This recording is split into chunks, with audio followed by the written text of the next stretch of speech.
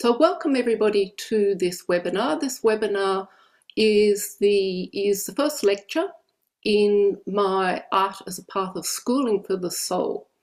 But I've also opened it up to other people who have been in my courses before and some of whom are currently in courses, and I'm hoping it will be of interest to you as well.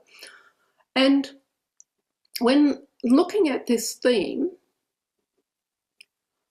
the aim of it is to give to people in the schooling course the big picture, this big overview of why we do it in this way, why calling it a schooling, why is it not just a visual arts course, why do we, what is the kind of way, how not just a how, but why is it even important to work spiritually? Now, of course, that may seem like an obvious question, because if you're interested in working out of an anthroposophical impulse, if you're interested in the work of Rudolf Steiner, then of course it almost goes without saying that you want to work out of a spiritual impulse. You want to connect your art perhaps to the spiritual.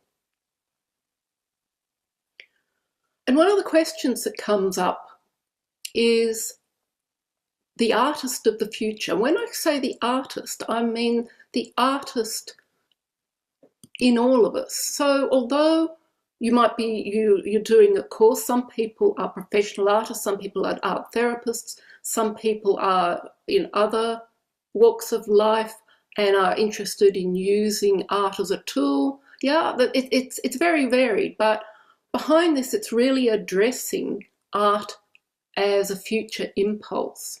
And that's really what I'm going to unpack today.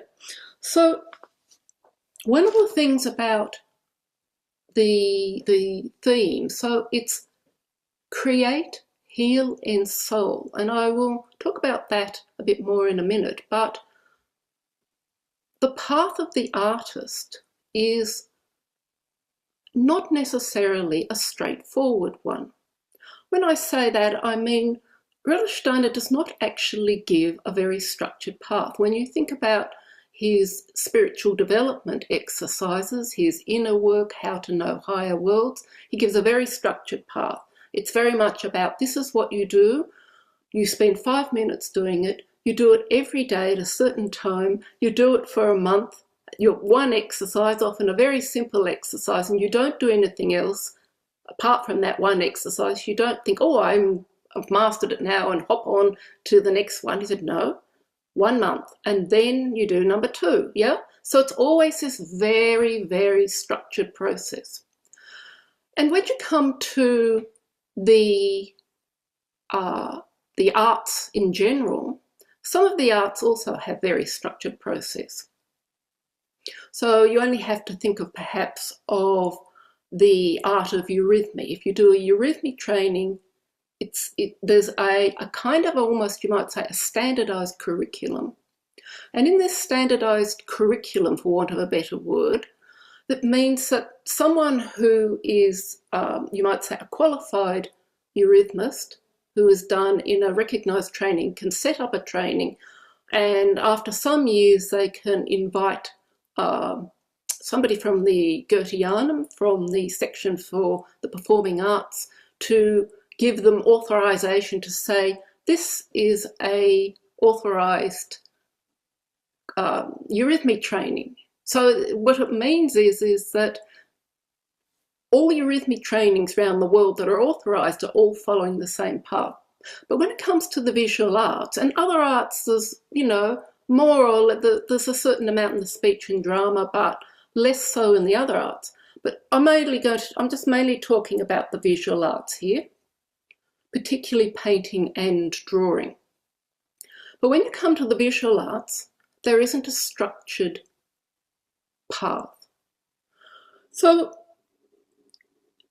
what you have is, you have a series of lectures on colour. You have several individual lectures, you have 2 books, you have, I'm going to have to read them out from my list so I don't forget them all, because there's quite a lot, yeah?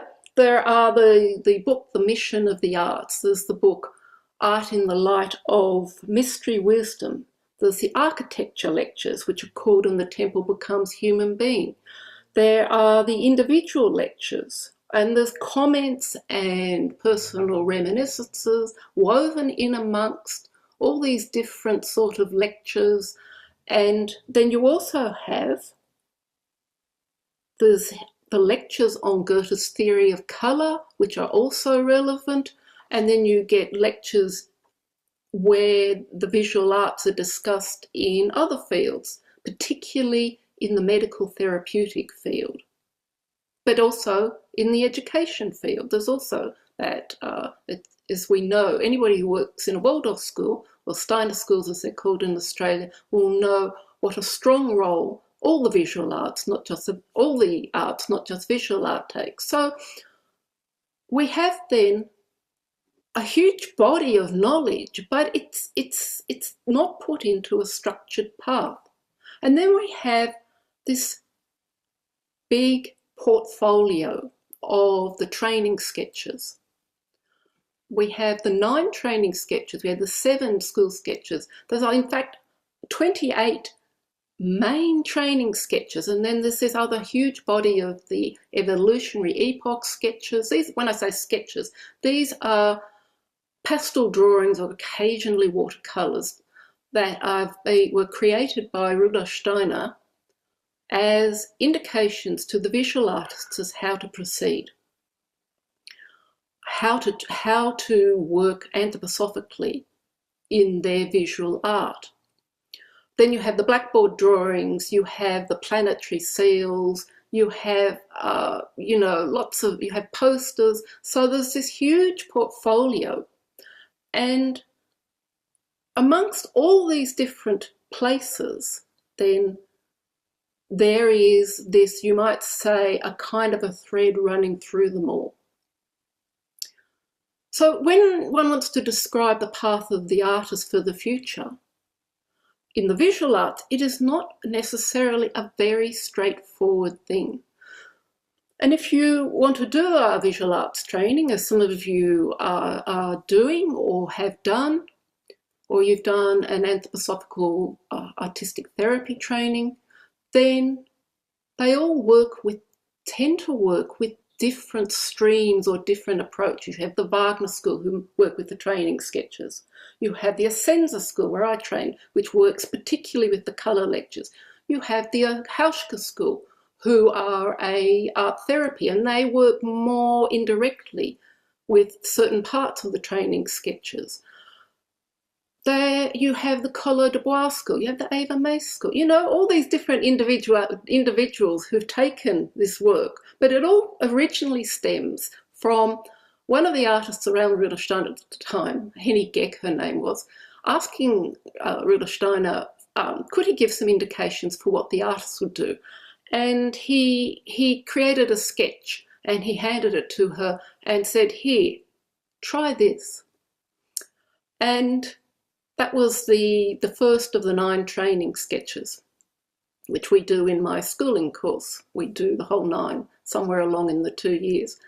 And then from there, Henny Geck then taught classes, and then various people like Gerhard Wagner came to her classes, and from there it's kind of developed. But in the end, it's still only indications from Rudolf Steiner as what to do. There isn't a set way of how to interpret, and this is very much in keeping with the nature of the visual arts, but particularly, it seems to me, with painting. Because they are not, something like eurythmy or sculpture or architecture is very much must obey, you might say, earthly laws. But painting is very much to do with the soul, the workings of the soul. And, the laws of the soul are not physical, earthly laws. They are spiritual laws. And when you talk about, the boundaries of the physical world, well, we have this world around us, which, a physical body, which is very much bound in a certain way.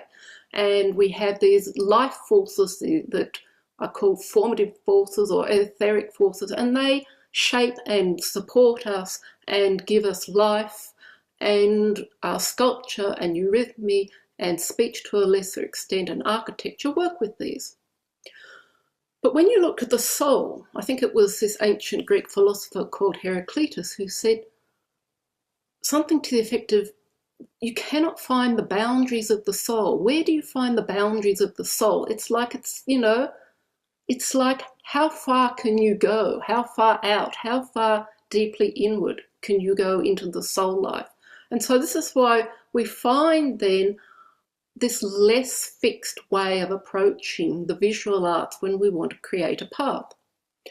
So one of the things that I wanted to bring today is, having worked with this path for about 40 years now, on and off, not entirely 40 years rigorously from day to day, but nevertheless, it's 40 years since I did my training. One of the questions that starts to come up is, where is this going? Or Rudolf Steiner is always talking about, he brings up things about the future, the arts of the future. Where will we take it in the future? The arts of the present, he talks about as being very much bound in kind of often the rational scientific view of the world, although that is disappearing. They then in the 20th century became often very much bound by the intellectual world. That's also, in a way, has been transforming. And as we know, we're very much in the 21st century. You might say art and creativity is now being shaped by what Rudolf Steiner calls the subnature forces, the forces of digital technology and generative AI. So it becomes a more and more important question when working as an artist in any form to say, what is digital art? How does this affect us? And what effect is generative AI going to have on us all? And so it's in this context that I've just created here or built up that I want to then talk about three themes in relation to the main theme, the path of the artist, starting with create, heal, ensoul. So I'm going to start the slides now.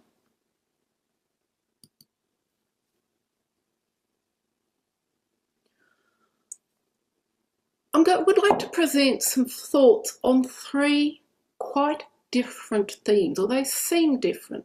So one is actually from the Christian community church, from the act of consecration of the human being. Anybody who is familiar with this act will probably immediately recognise these words, create, heal, and ensoul. But I also, from quite a different place, I want to also give some thoughts on this statement by Rudolf Steiner in a very different place, talking about the problem of death, where he talks about how the artist of the future is working out of a maturity. And I will unpack that also a bit in a minute. And then this third thing comes from a statement made quite early in How to Know Higher Worlds, or Knowledge of Higher Worlds as it used to be called.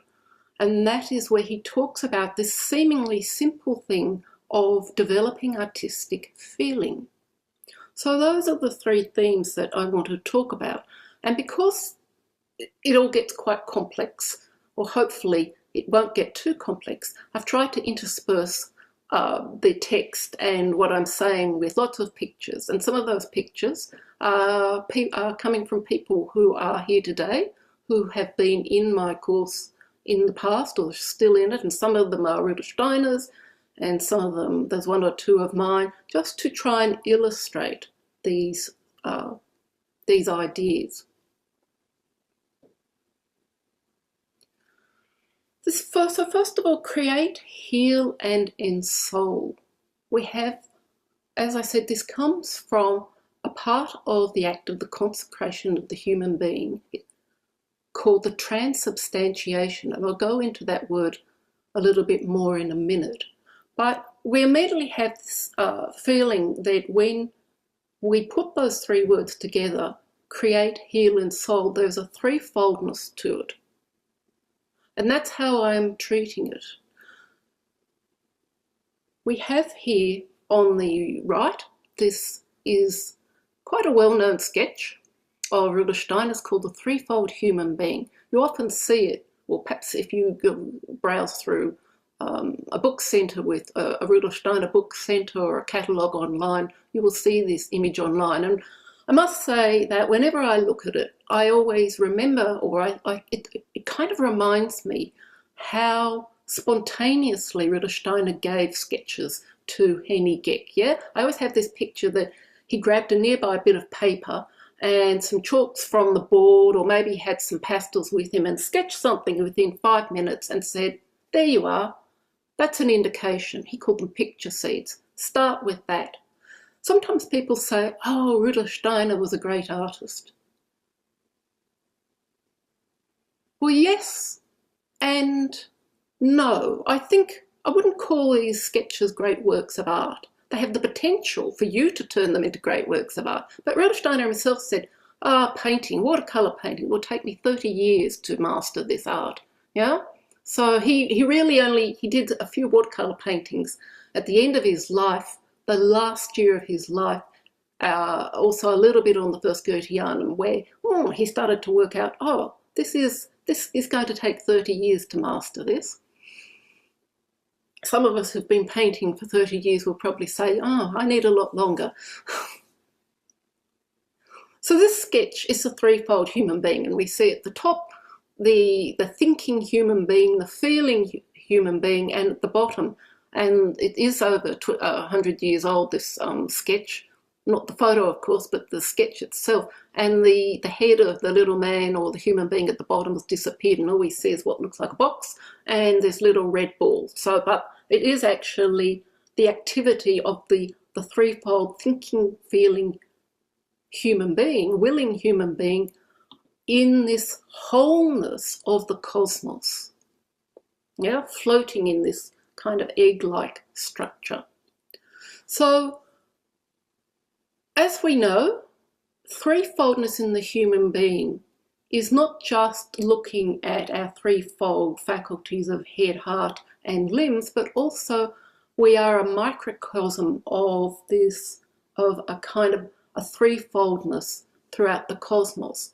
And if you know anything about the hierarchies as Rudolf Steiner lays them up, and not just the Rudolf Steiner, also in Christianity, then at the very top we have the Trinity, the Father, Son, Spirit, Holy Spirit. And so coming back to create, heal, and ensoul, these are words not directed, as I understand it, at the human being, but rather that the Father creates, the Son brings healing, and the Spirit ensouls. And it's, as I said, it's part of a stage in the ritual called the transubstantiation. So I have, over the years sat through and immersed myself in the active consecration of the human being. And as it happens, and it's about 40 minutes long, certain words will ring out. And create, heal, and soul are words that have always caught my attention. They're not the only ones, but they always, I found myself at Christmas time, on Christmas Day, listening to create, heal, and soul. And it seemed to me that they're not separate activities, but rather they could be seen then as a path for human transformation. So Rudolf Steiner doesn't say this. This is my thought and working with it. So you may discard it after the lecture completely if you like. First of all, what does transubstantiate mean? So its dictionary translation means to change the substance of something into something different. We are, in the arts or in self-development, very familiar with the idea of transforming ourselves. A path of, I want to develop myself and I want to transform myself. But transubstantiate goes a little bit further because, or it brings another dimension, because I want to change the substance of something into something different. It's like a metamorphosis. It builds on something, but it actually brings it into something different. So, for instance, in painting with watercolor, we take color pigment, and so originally it was, earth pigments, plant pigments, mineral pigments, and we mix it with water and it becomes watercolor. And we say it kind of, in an alchemical process, water is a higher, more refined state than earth. Earth, water, air, warmth, and then we come to the quintessence, or the ethers, as they're often called. So when we work with watercolor, we are lifting the physical substance to a higher state.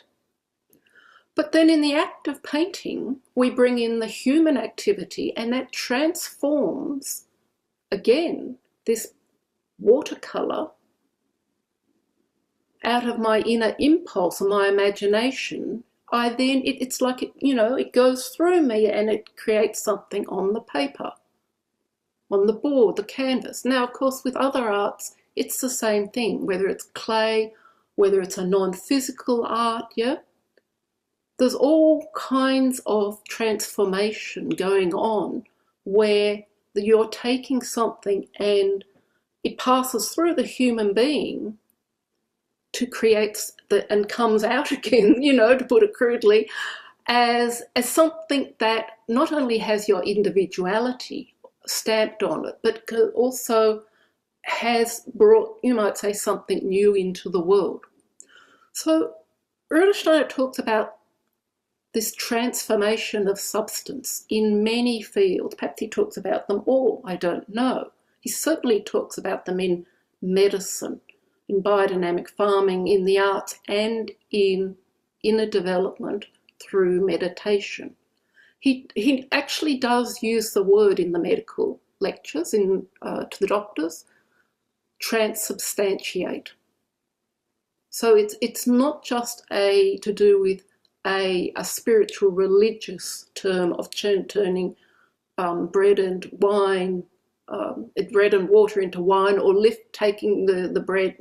I'm not going to go into the Christian community thing here. It's quite a different area, but those of you for whom this is very meaningful, of course, will take certain things away from this thought of this transubstantiation, this changing of the substance of one thing into another.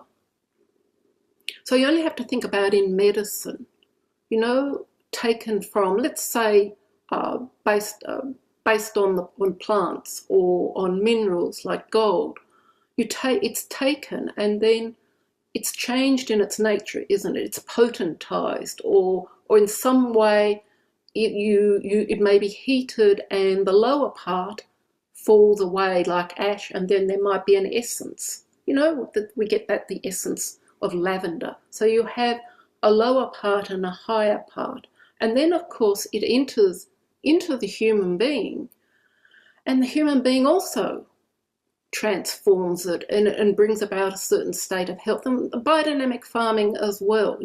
Anyone who works with preparations will know about this. You create the preparations, they go through these processes, you put them into the earth, and they bring about a change in the earth. So this idea of transubstantiation, we can find as being something very essential to anthroposophical development, the spiritual development. What does it mean to create? So it's not such an easy question to answer. Again, looking at the dictionary, and I did my, as some of you know, I did my PhD on creativity, and I had to spend very much time, I didn't have to, but I did, trying to understand what the word create means. And you know, at the time there are about over 100 different main theories as to what creativity is. There isn't just one way of saying, well, this is what it means. It's not a, you know, a fixed definition. Originally, creative relates to creation, originative, pointing to the origins of the idea of a biblical or a mythical creation. In the beginning, there was the creation. Something, and it suggests that to be creative is beyond the individual human capacity, but that the human vessel may be perhaps nothing more than a vessel through which this inspiration passes. Yeah, I'm inspired by my genius to do this. So that's the you know, the origins. This is certainly 1,000 years ago or more. You would say that that was the meaning of the word creative. But it also has something of the generative, a word we come across all the time in relation to AI. Generative, arising out of nothing, arising out of chaos in its original Greek meaning of not, you know, utter disorder, but rather out of a pure potential, something waiting to be formed. Light comes down and darkness is there, the chaos waiting to be formed, and out of that is generated life. Historically, though, in the past, when I say historically, say in the past 500 years, certainly 500 years ago, the idea of creativity became very much more human, but related to imagination, the word to imagine, to conceive in the mind out of the thought stream. And it was a faculty much celebrated amongst poets and writers as the source of their creativity. So Shakespeare's Theseus in A Midsummer Night's Dream says, imagination bodies forth from the forms of things unknown. The poet's pen turns them into shapes. So it comes out of an unknown place, still quite similar to the historical or the earlier mythological idea of creation. And then sort of in the last 200-300 years, with the advent of what's called the rational thinking human being, creativity starts to become more, it takes on the quality of innovation. Yeah, something in the external means I change something that's already concretely existing. There isn't this sense of an inner transformation to its substance at all, or let alone a transubstantiation. It also means, you know, I've created a cake, I've produced a cake. Yeah? Now, maybe you're quite creative in creating it, but nevertheless, it's not quite the same. I think everyone would agree with creating a painting, perhaps, and yet they both are using something that was, in fact, already existing in the world. But anthroposophy sees creativity in a much bigger picture as part of what it means to be human. It's a faculty or a seed within all of us that may and probably is not anywhere as developed as it could be. And this leads us back to the picture of the divine and the idea that Rudolf Steiner brings, that in the future, the human will be as gods, yeah, in our creative faculty. So creativity then is not just something to do with the arts, but it's central to what it is to be human, and therefore one can be an artist of all sorts, an artist in life. You could, you know, it's being an artist that goes beyond simply, well, not simply, but goes beyond talent. So here's a couple of definitions of creativity. And this is, before I read that one out, this is one of Rudolf Steiner's blackboard drawings. It's a nice, colourful one. It's actually about, it's actually called Ephesus. So it's not particularly necessarily relevant to this, the idea of creativity, and yet everything in anthroposophy tends to all be related to everything else. But here's this, this quote. Creating a work of art involves trimming, shaping, and fitting the raw materials. The artist knows how much material must be removed and how much must be sacrificed so that truth and beauty emerge. Works of art emerge from a death process, from a consciously willed sacrifice, so that the never before, the totally new, can be created.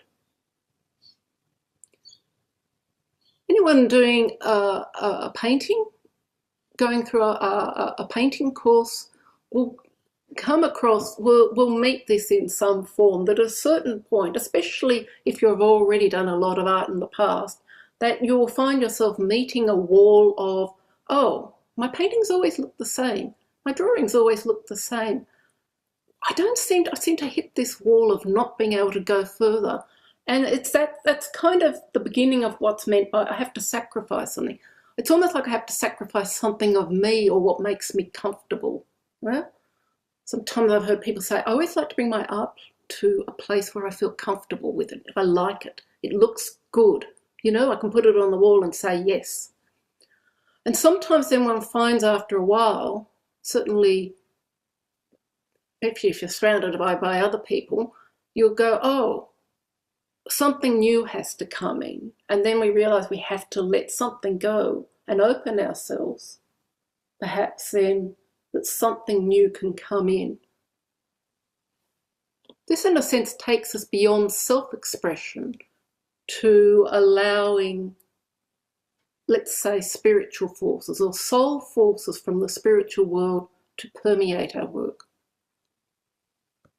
Here's another one. This is a painting well known to anyone who attends my courses regularly. Well, I should say Bepi Ascenza, not Ascenzac, called Threshold. The threshold that we meet in spiritual development, where he literally, Ascenza has the painting breaking down and these white gaps in the soul will appearing. And here's a quote from somebody who worked strongly with Bepi Ascenza. Every genuine work of art bears witness to the experience of the threshold. It was formed out of the transformation of what had been created to re-emerge from the existing. So, yes, I took something already existing, but it passed through a threshold and went through a transformation and re-emerged. And then the artist crosses the threshold of imagination in his new creations and then returns through it to the re-evaluation of all values. So not only is the paint and the paper and the, you know, what I've created or the sculpture changed, or the piece of music I've created, not only does it transform, but I am transformed. I am not separate from the artwork.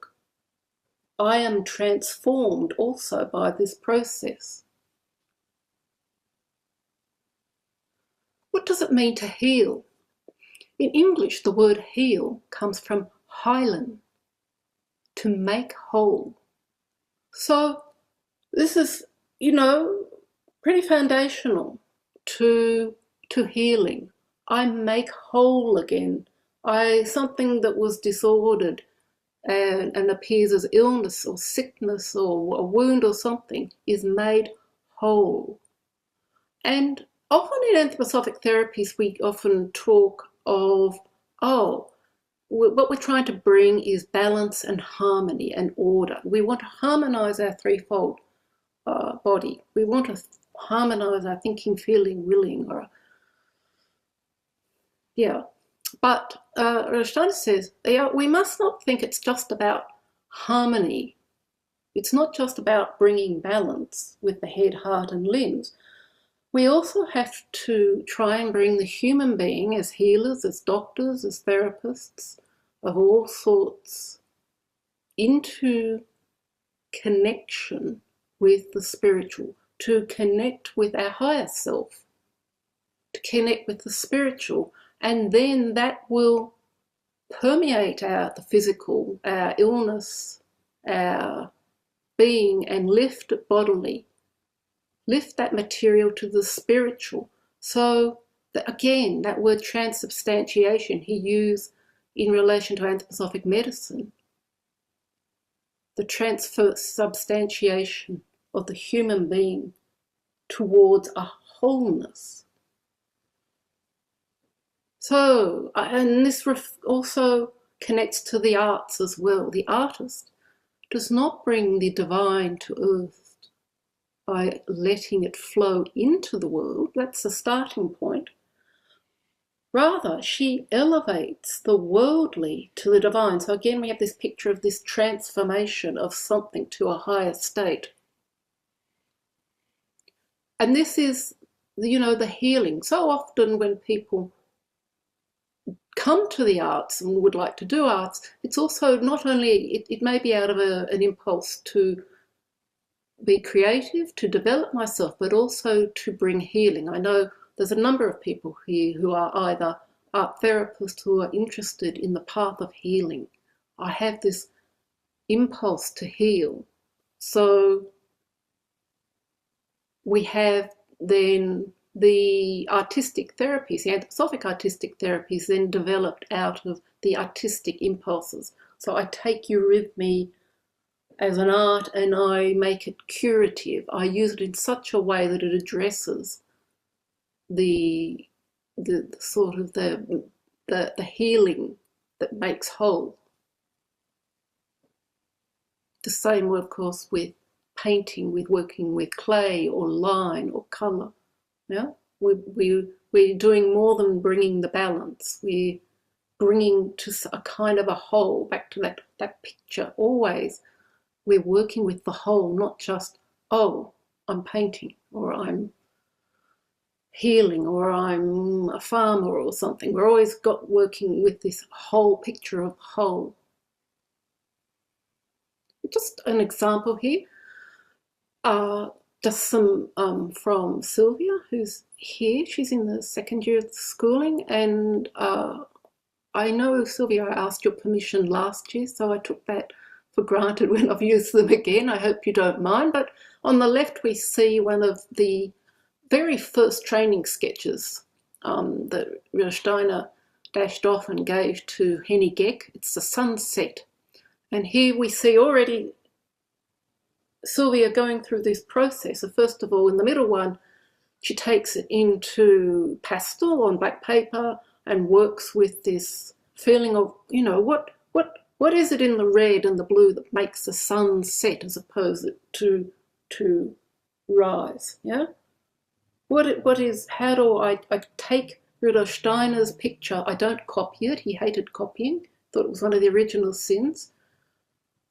I take it as a starting point and then I work with it, and this is what emerges in the pastel, and then I take that and I transform it again with watercolour, and I take it, then it becomes, you see, it already takes on a very different quality, doesn't it? So when we see the one on the left to the one on the right has already gone through quite a major transformation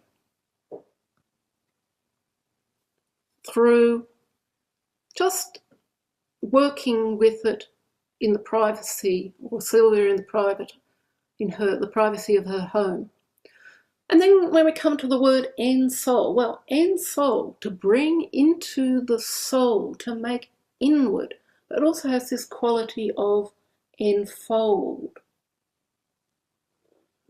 And I use this verse by the poet Rilke often actually all the time, when I'm teaching Goethean phenomenology, Goethean observation, because this through all being stretches one space, world inner space. The birds fly quietly through us.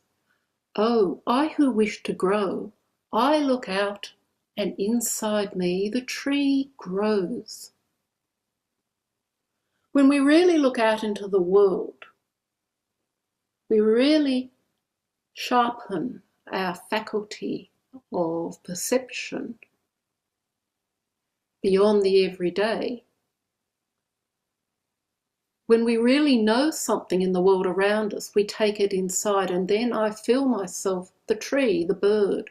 I experience that as being, you might say, there's a line from one of Steiner's verses, my soul and the great world are one. Or people will say, I worked on the drawing and I worked on it, and then I felt I and the drawing were one. So this is the soul has, you might say, taken it inward, and that shapes our soul in a particular way. It's not just that our soul goes, we use our faculties of our soul, imagination to create something out there. It also changes us from within at the same time.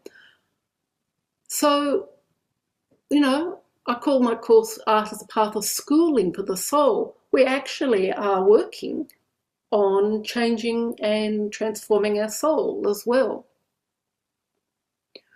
So create, heal and ensoul. It's kind of a little bit of a digression, but I couldn't help be caught by the sounds.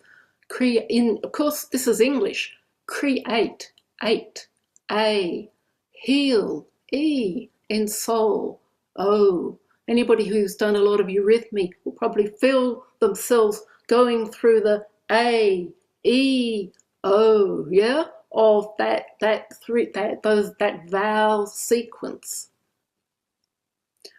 And of course, in German, we have it's different words. Schaffung, ich schaffe, I create.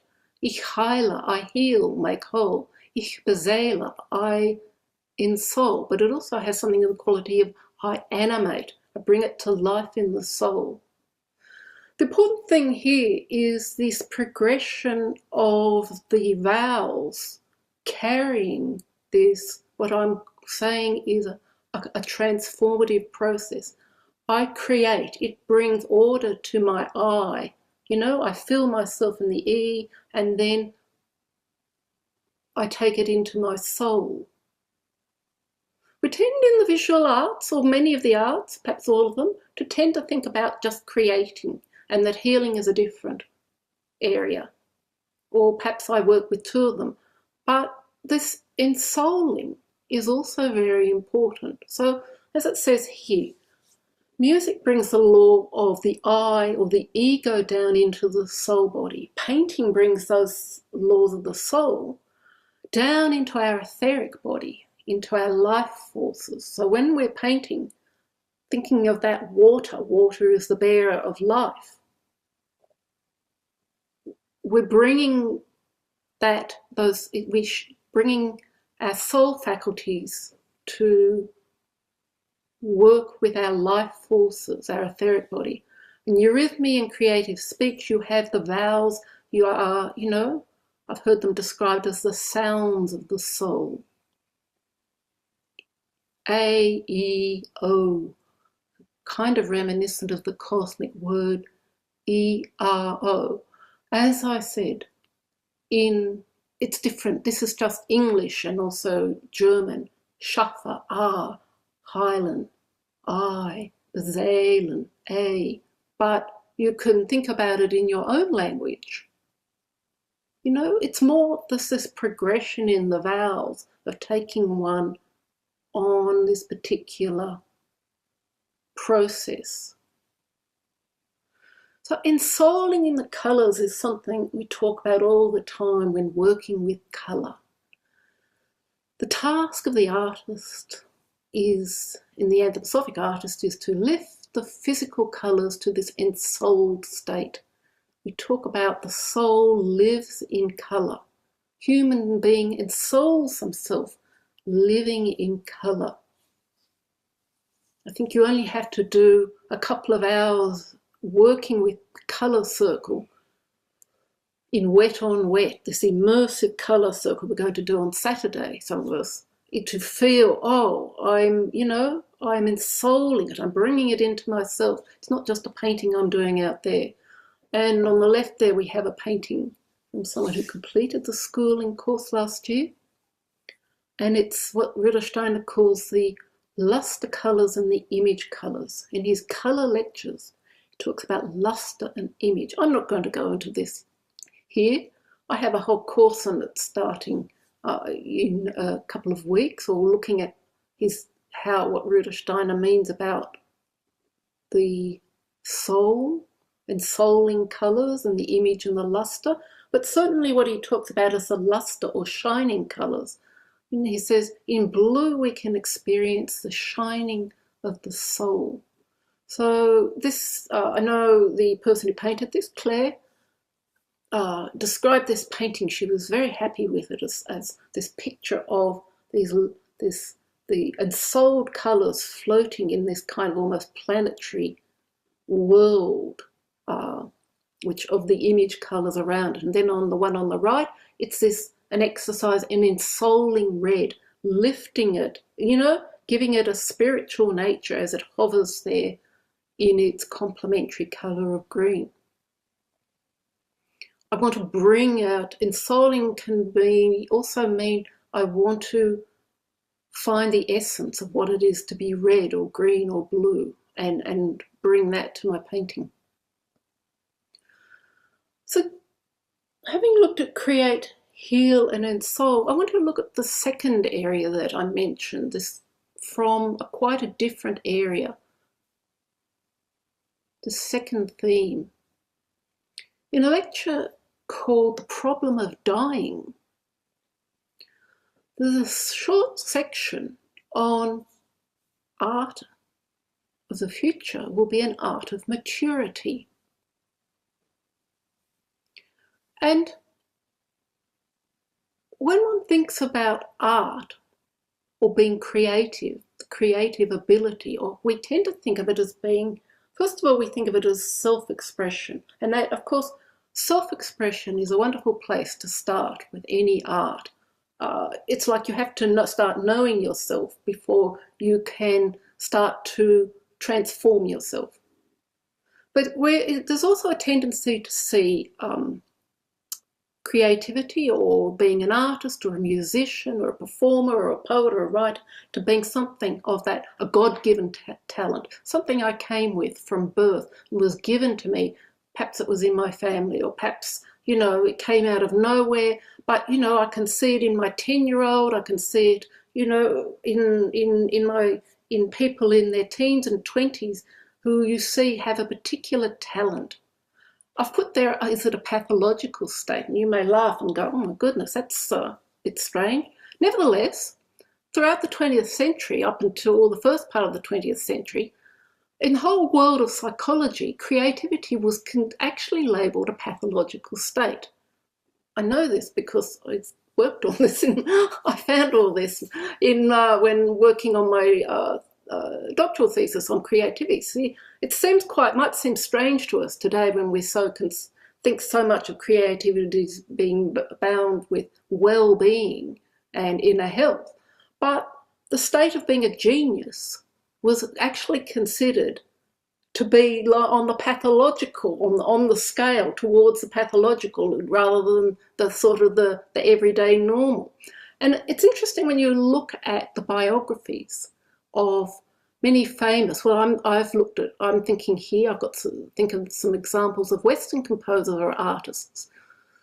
Raphael, the artist Raphael, who Rudolf Steiner was so fond of, or Schubert, or Mozart, or Chopin, who often died very young, between the age of 28 or 40, or even 28, mid-20s to 35.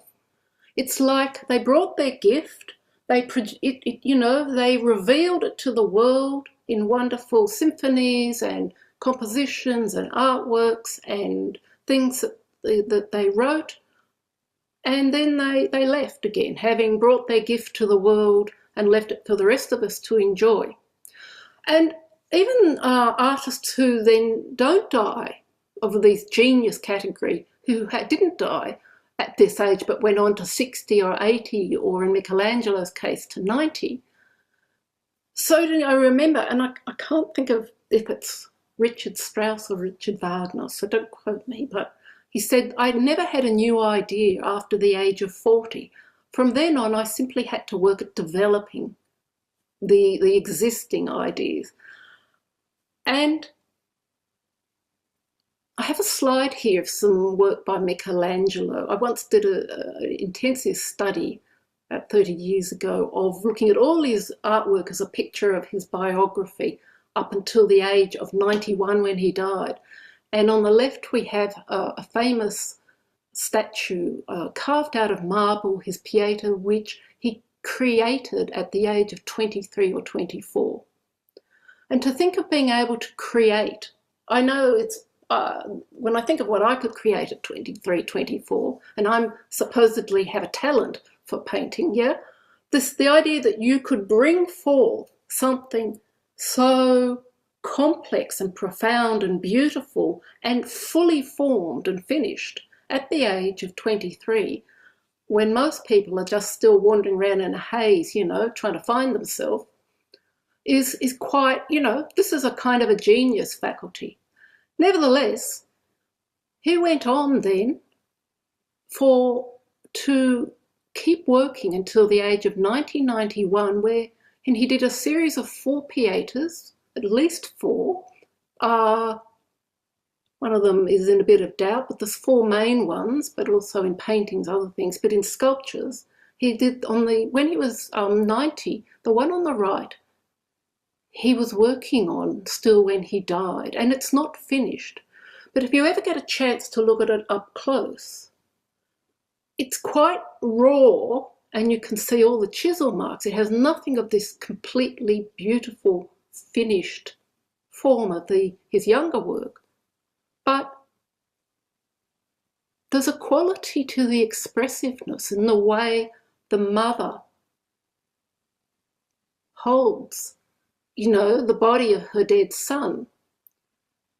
It's really quite moving to see that kind of quality there. And, sorry, I need some water.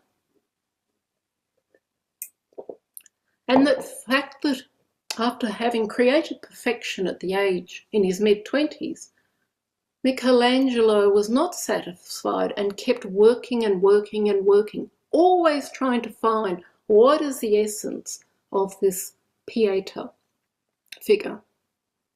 Yeah? And you see it also in a lot of his other work after 40. The kind of the ease that he produced in his early part of his life, it becomes a struggle, you know, and his huge kind of portfolio of all his works can show the struggles of this tormented, often pictured as a tormented soul, you know, which is the way 20th century psychology liked to see geniuses, as tormented souls. But Rudolf Steiner is giving a different picture. Art in the second half of life. About 10 years ago, I ran a series of workshops called Art for the Second Half of Life. We did a number of weekends, and only people, I think it was over the age of 45, were allowed to come along, which was most unusual in the Steiner world, because usually everybody's focused on children and teenagers and young people, yeah? Everything must be poured into the young people, and babies and children, everything, you know, it's like we've got to get them when they're young, because once you get to the middle age, it's all a bit late in a way, yeah? You can't bring forth out of those your life forces and your gifts in the same way. Well, Rudolf Steiner turns this on his head. And I must say, the people I had, quite a lot of them in their 60s and 70s, and someone at that time who was in their 80s, who has since crossed the threshold.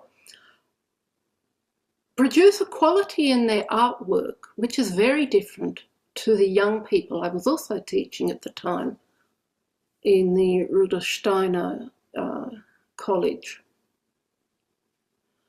And it's really a kind of creativity that comes out of out of this having worked on oneself or been worked upon by life for many, many years. And on the right we have another one of Rudolf Steiner's sketches, part of a series of 3, which some of you worked on. On my Friday class this time last year, we spent a term working on the threefold human being in different aspects. And this one is the human being in the spirit, Rudolf Steiner called it. And we have the human being in blue holding this book saying ich, I, sort of, and in this kind of dark blue and blackness in a kind of a very much the physical world. And above there's this working of the human being, our higher self, working in the spirit.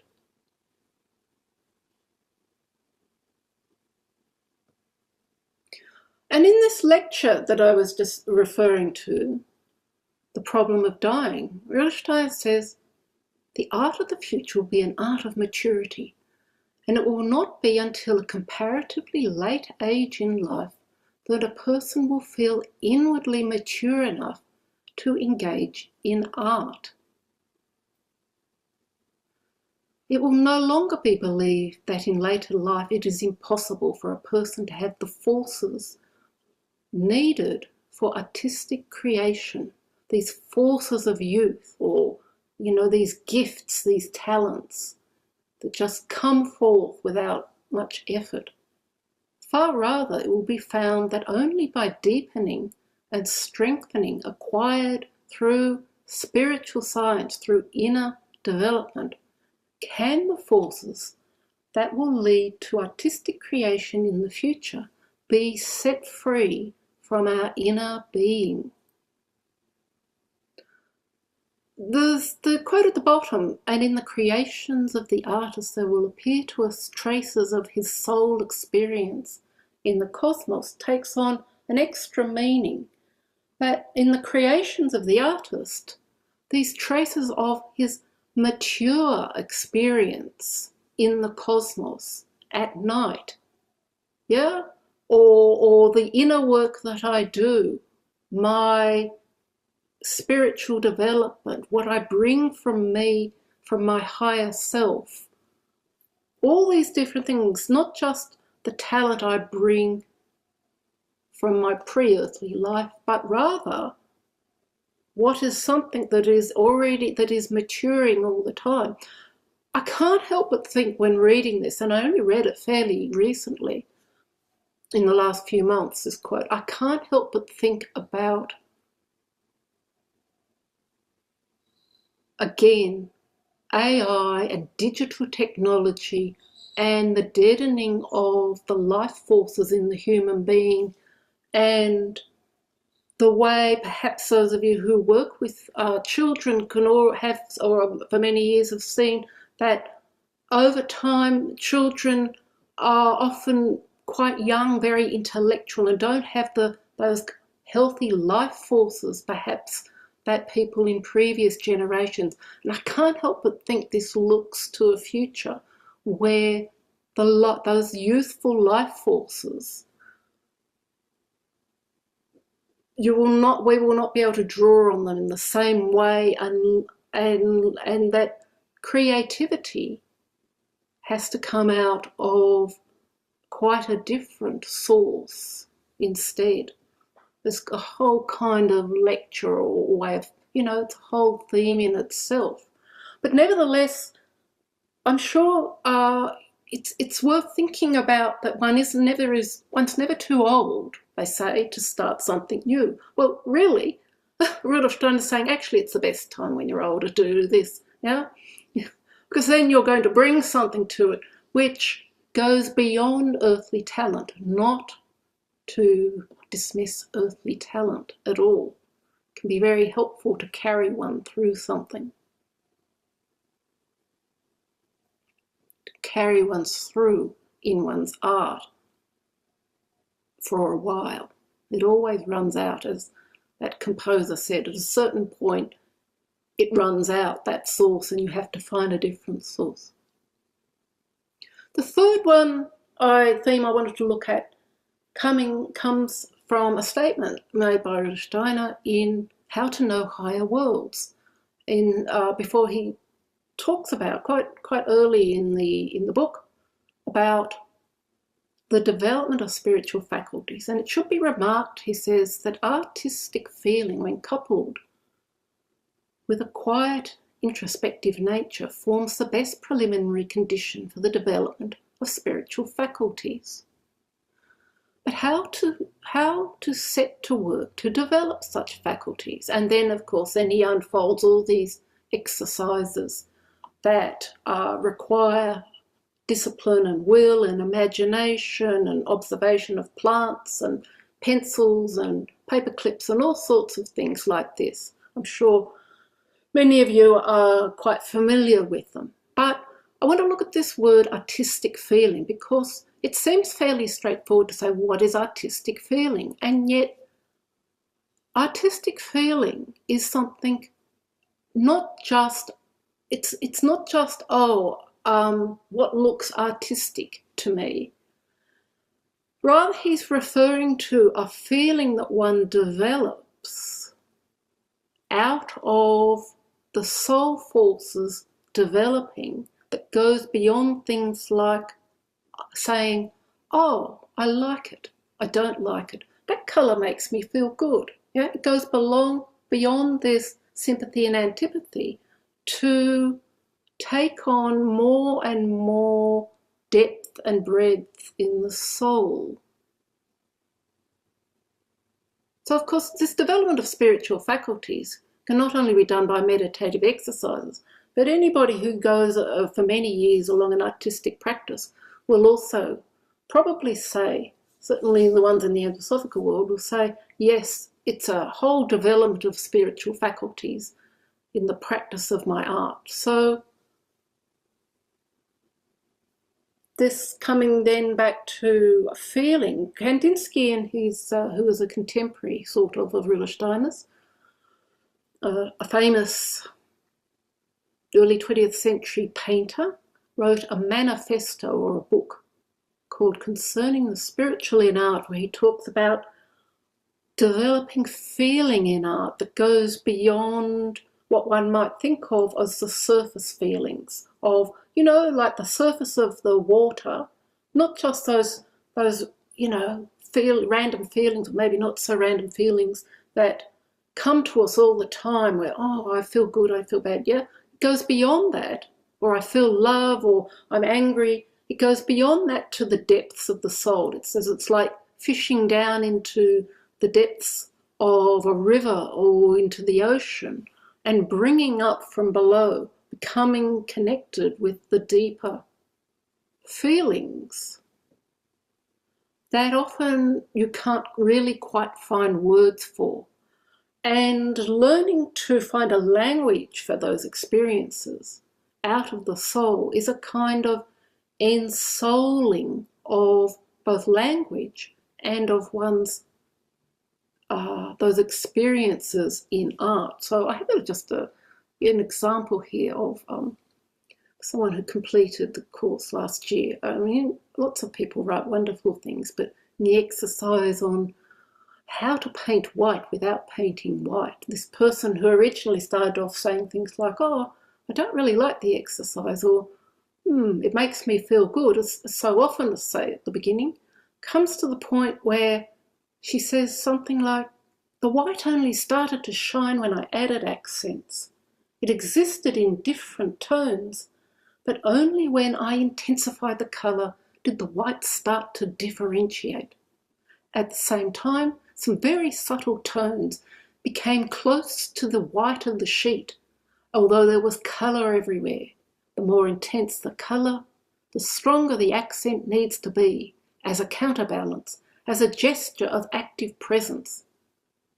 The result brings a lot of delicacy and tenderness, as if there were life forces waiting to wake up. That's just a comment she wrote on Padlet under her white exercise.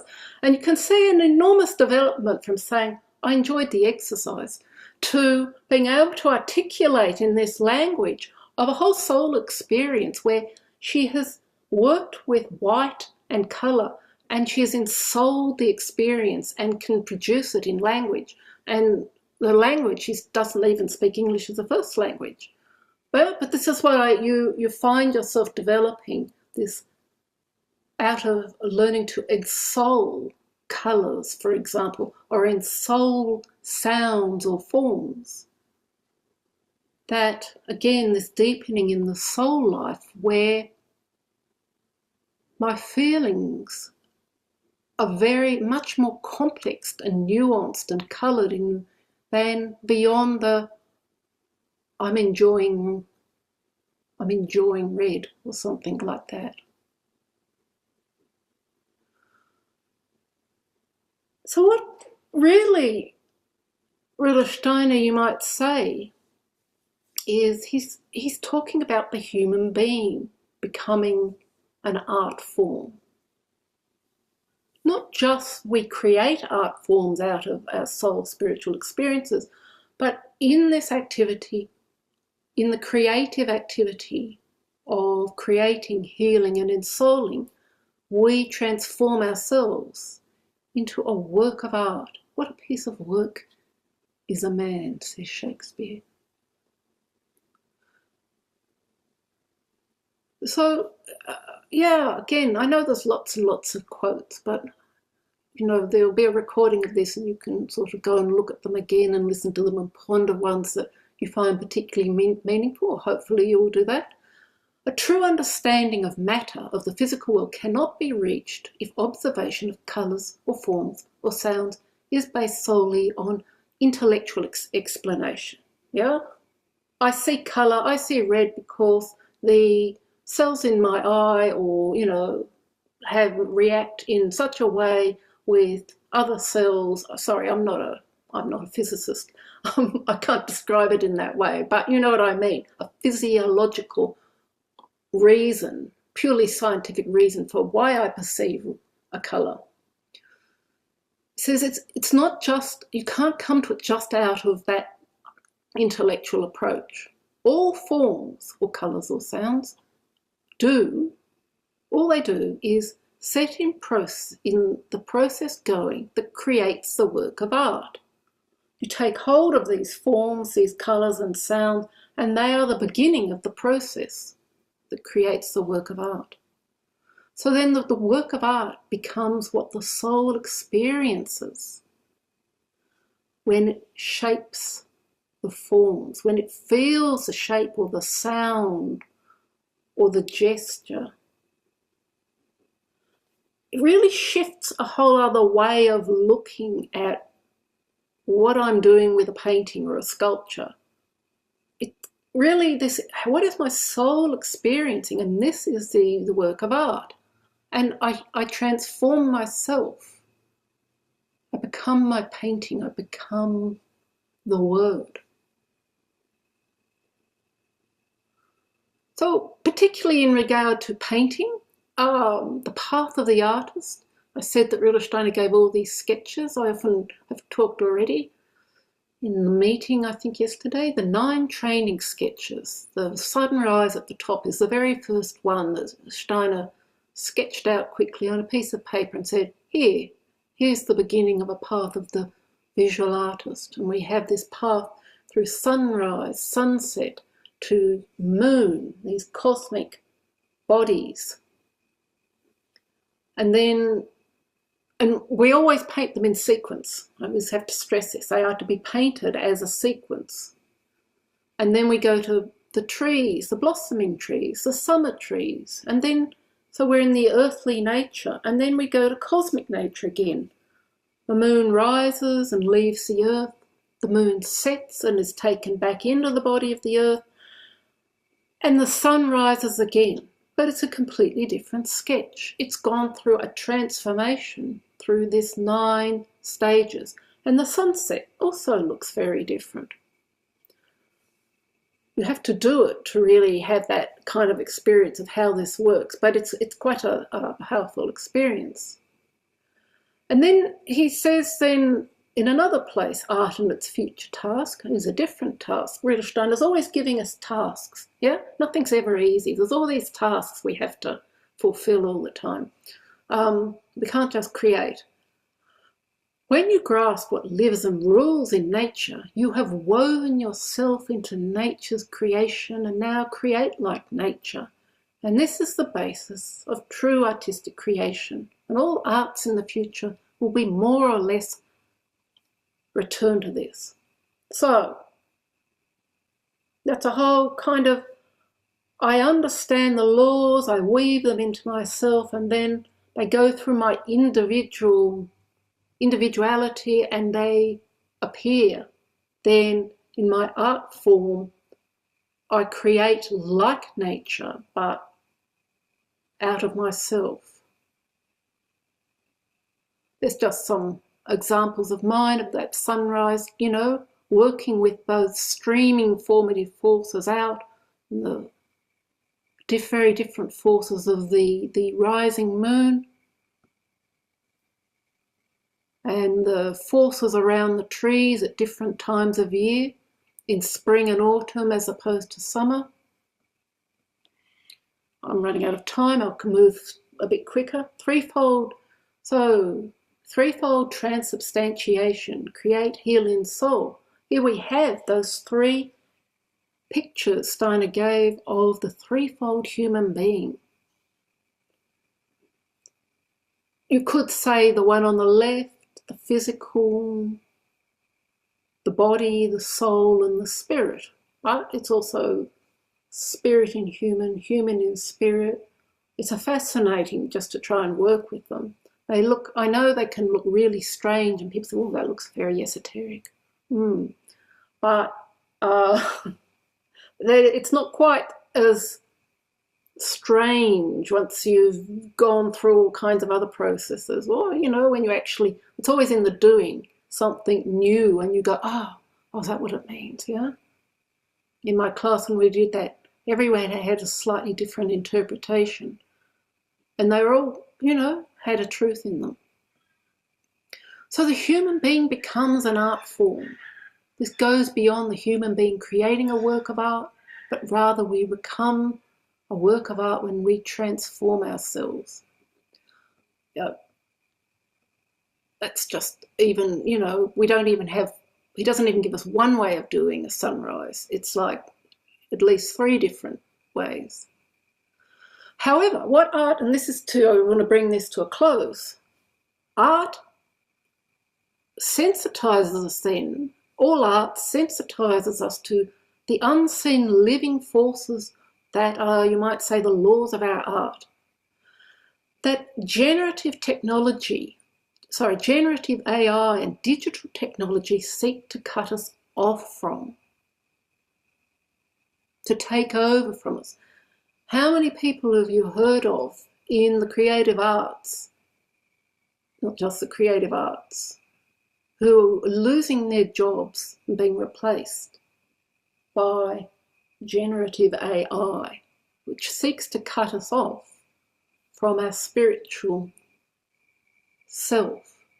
It's a quote from a doctor, Marion Davis, from a lecture at the beginning of the year. She says, digitalization and acceleration threaten to alienate life and isolate the soul. So she went on to talk about this in connection to the doctors and medical therapists about bringing warmth to the soul. So creativity is also a warmth process. So I take it also, it resonates for me in relation to the arts, not just the healing arts. And in one of the very last things Rudolf Steiner said, called his last, what's called Michael letter, he speaks of the problem of digital technology coming out of purely earthly human forces, which has lost or connection to the divine origins of the world, which has lost its spiritual self. We are no longer dealing with nature, but with a newly created sub-nature. So it's like there's a shadow of nature being created. Nature in the big sense, through digital technology. And it becomes almost more important than ever to create and heal and ensoul the human being, to work on ourselves and bring this into the world as transformational processes, not to overcome digital technology, he's saying, but to spiritualize it, to spiritualize this subnatural world. Another task, yeah? But it's something that really faces us all with the world of digital technology and AI, which seeks to replace inherent human creativity and what it means to be human. So the task of the art of the future for all of us is this building a bridge to the spiritual, bring it down into the physical, spiritualize, transform it right down into the sub-nature of technology, and lift it, develop, transubstantiate it through our, well, one way through artistic striving and creation. Community is another way.